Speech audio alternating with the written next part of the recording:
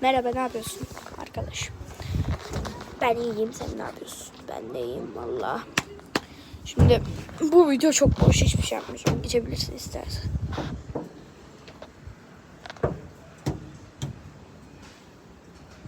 Hala geçmedin mi? Bence geçmelisin. Geçmeyeceğim. Tamam, geçme. Boş yani. Sıkılırsın. Üşengeç misin yani? Geç bence. Hiç üşenmedin deme ya.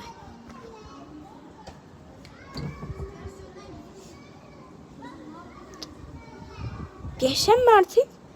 Düşünmüyorsun herhalde. Geç ama artık. Geç lan.